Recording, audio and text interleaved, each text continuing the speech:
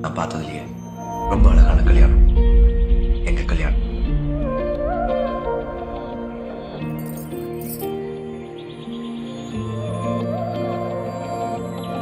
கண்ணோடு கண் சேர என் பேச்சு தடும்